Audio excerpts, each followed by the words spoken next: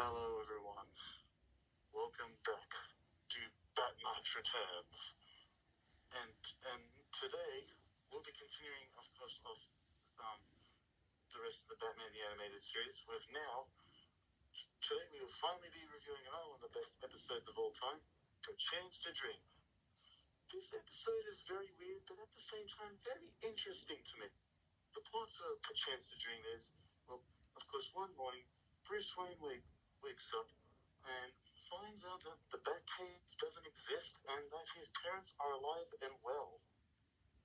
Oh, almost forgot, but yes, spoilers ahead. Spoilers ahead. You've been warned. But not only that, it gets even more interesting.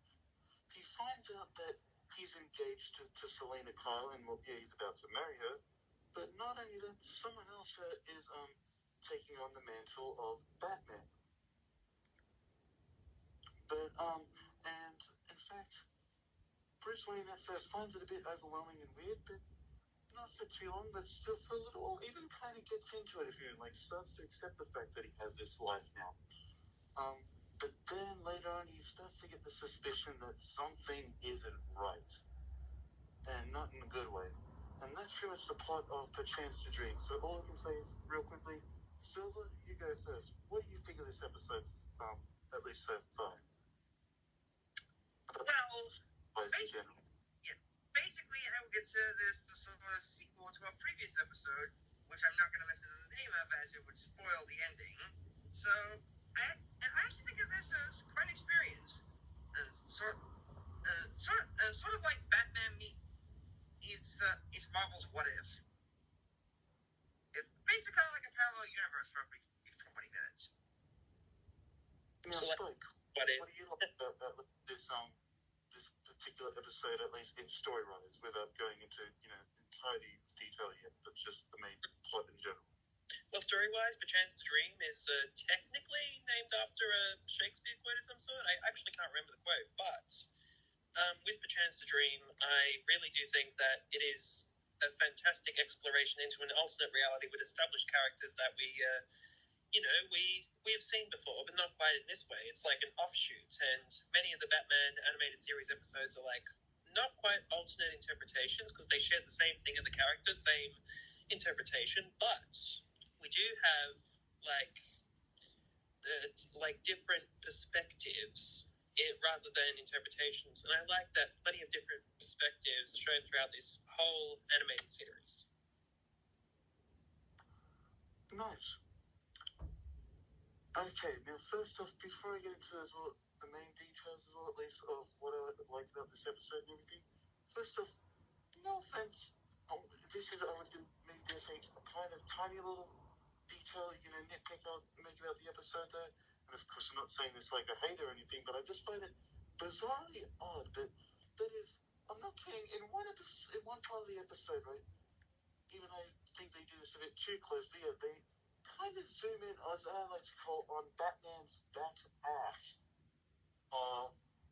Did Joe Schumacher take over the direction of that episode for 1 second? Did for some reason came into the office and said, "If you guys don't mind, can I just see Batman's ass up close real quick? It's so pretty." I think this is before he did Batman Forever. I know, but still, just no offense, but since all I can say is a new at least in developed Batman actually the animated series is being developed. All I can say is though, whatever you do though, try not to have that happen again, because no offense, it was bizarrely odd, at least in this particular episode. Can I add something there? Sometimes it's not the director or writer, sometimes the animators like to sneak things in, so... Basically, this is still trying to be kid-friendly in a way. I mean, perhaps some people will like it. That's fine too. Yeah. Anyway, one of the few things I love about this episode is that, first off, it also explores, the themes, of course, of pretty much of Bruce Wayne having the opposite, of course, having everything he's always wanted, because, of course, in the comic books and everything, we know, yes, he mostly has everything, but not truly.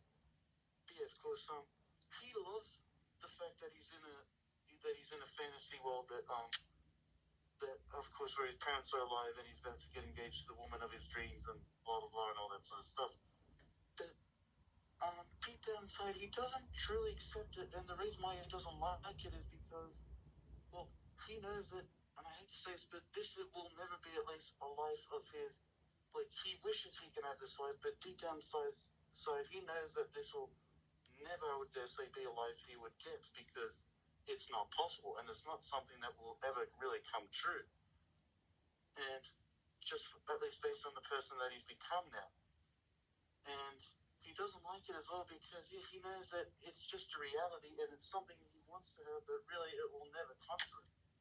And that's something that I really like, though, just showing, pretty much it flips the script on the Batman universe and showing him what he would be like if he wasn't Batman and all that sort of stuff. But then at the same time, a very interesting as well what else I found, but spoilers, I'm about to warn you who the fake Batman is.